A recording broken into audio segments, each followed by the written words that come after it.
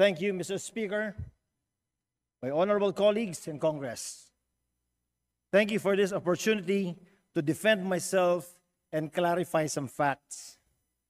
To the members of the press who took offense in my social media post, I sincerely apologize. Sensitive information has been removed. I understand that the media endeavored to get my side of the story. I acknowledge your efforts. I'm sorry, and I could have handled it better. Ladies and gentlemen, when President Bongbong Marcos called the attention of public servants and contractors involved in faulty flood control projects, I considered the following as his objectives. Number one, to finally put an end to the debilitating floods that we continue to experience nationwide. And two, to restore integrity and accountability in public service.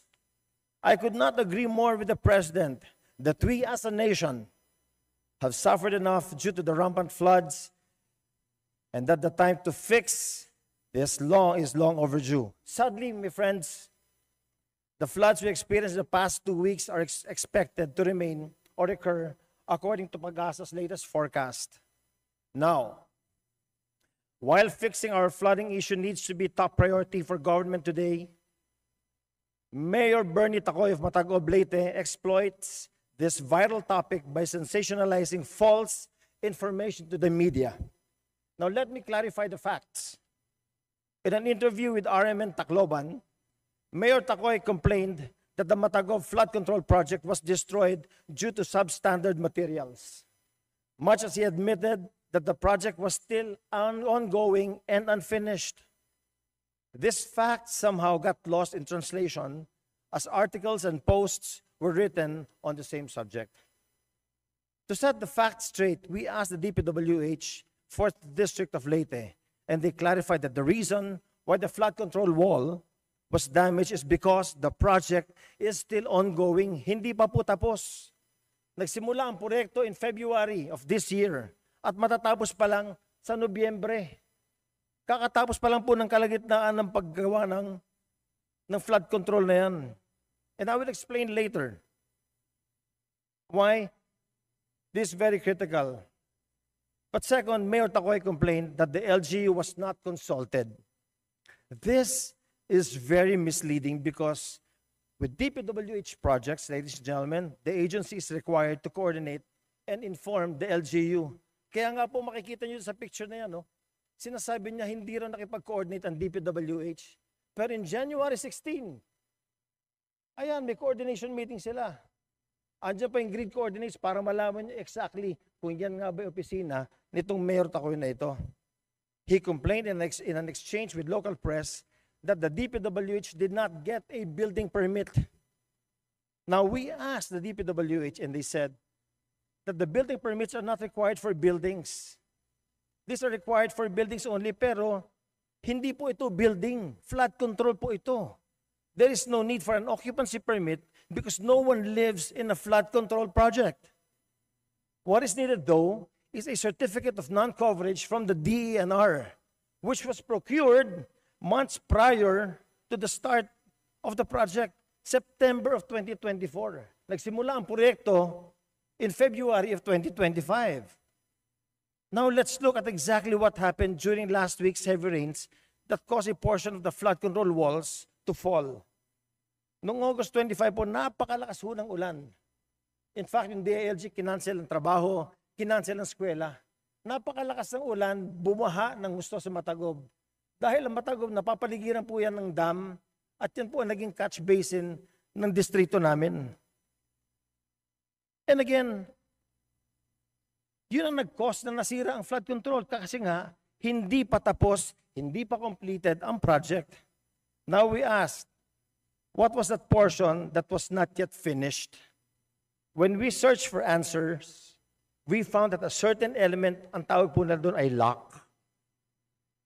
Lock was the portion missing. Para sa ating mga hindi engineer, itong tinatawag nilang lock ay yung parte ng flood wall na lumalaban sa lakas ng presyo ng tubig. With this element still missing, kasi nga hindi pa tapos yung project, the walls were still not fortified as per plan to withstand expected water pressure.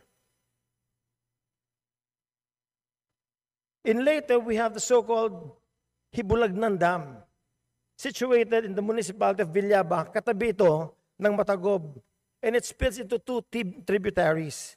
At the bottom of all this, ito na po yung Pagsangaan River sa Ormoc City. This is a wider river that can accommodate large volumes of water. This is where we want the waters of Matagob to lead coming from the dam para ma-divert lahat ng flooding water sa Matagob. I want to inform each and every member of this house that in the district I represent, we have 41 river systems that make up the drainage system of our district. Napakalaki.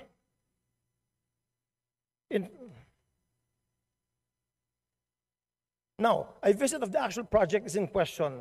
We'll know the beginning and end of this 322-meter stretch of flood control wall. The subject portion is 25 meters that was damaged during the heavy rains. Tandaan po natin, hindi pa tapos ang proyekto nito at nakaschedule pa lang ito matapos by November 27. So let us all acquaint ourselves with this procedural document. Ang tawag po nila dito sa engineers at saka sa mga arkitekto ang punch list. Tinatanong natin, paano natin malaman na tapos na talaga ang proyekto? There is a checklist specific to a project that DPWH inspectors go through to make sure that projects are done per design. Each project should meet the requirements before being handed over to the LGU. And this process was faithfully done for all flood control projects in the 4th District of Leyte since 2022. I factually say none of the completed projects in my district have been damaged except for this one na ongoing at hindi pa tapos. And I invite anyone with any doubt about any anomalies in flood control projects in the district I represent to scrutinize the documents and actual projects. Moreover, the COA had already inspected this very project. Findings would be available from the DPWH or COA. If ever any verified anomalies surface, just in case, well, I would gladly face the issue. But until then, I highly recommend, especially to Mayor Tacoy of Matagob, to please exercise caution. The lack of accountability and integrity of some public servants and contractors have led to the burgeoning problem of persistent floods. Some, but not certainly all. In fact, accountability and integrity of work must be expected across all professions, not just us lawmakers, and we cannot simply weaponize popular issues like this to make baseless accusations on just anybody, on just anyone. And therefore, proper verification of facts must be exercised. This is the only responsible thing to do. Tayo na mga kongresista, ang trabaho natin, gumawa ng batas. Ang sunod, ginagawa natin trabaho, mag-request ng pondo. Pag naaprubahan, dumidiretso sa DPWH. Sila nagpapabidding, binibigay sa mga natural winning bidders. Pero bago magsimula ang nasabing proyekto ng DPWH, dumadaan sa coordination to sa mga LGU. Kung saan gagawin ang proyekto at sinisigurong kumukuha ng necessary government documents for the purpose of constructing government projects. Kaya napakalaking kalokohan ang ginawa ni Mayor Tacoy na paglinlang sa press at sa tao ukol sa ongoing flood control program. Dahil sa misinformation na binigay niya, nilunok ito ng publiko as gospel truth sa lahat ng mga lumabas na interview niya sa radyo at sa TV. Mga kaibigan, mga kasama sa gobyerno, huwag natin payagan na magwagi ang kasinungalingan at maling pagbibigay ng impormasyon. Then comes the issue of ethics. I looked up the meaning of ethics online and it says, ethics is a study of what is morally right and wrong, good and bad, involving systems of moral principles and values. It includes examining our values, principles, and purposes to determine how we should live and interact with others, ensuring fairness, respect for rights, and the minimization of harm. This was my contention when I called out Mayor of Baguio City, Benji Magalong, when he was issuing blanket statements implying that all congressmen in this house are corrupt. By all means, Mista, call out corruption. That is both a responsibility and a moral duty. Tutulungan kita. Labanan natin ng korupsyon. But one must draw the line when it comes to generalization. It is responsible to make the fault of one. It is irresponsible to make the fault of one apply to all. Balitarin po natin ang lamesa. Kung merong corrupt na mayor, tama ba sabihin natin na lahat ng mayor ay corrupt din? Of course not. The answer is very elementary. Now, dito sa sarili nating bahay, Deputy Speaker Ronnie Puno would fault me for defending myself from baseless attacks and cite the same as an ethical issue. I've been asked about the statements of DS Puno. It is good that he touched on the issue of ethics. I agree. The House should step up and lead by example. In fact, this should have been done a long time ago. Let us go back to where this whole trouble started. Saan ba nagsimula ito? Saan ba ang punot dulo nito? Anomalous flood control program. Sa budget ng presidente, kinailangan pa niya mag-veto. Kasi nga hindi na reflected sa kanyang vision. Mabuti na rin na nanggaling kay DS Puno mismo ang issue ng ethics dahil gusto niya na isa lang sa ethics committee ang kapwa niya, kongresista. Mabuti siguro kung balikan natin ang punot dulo nitong buong kontrobersya na hinaharap natin.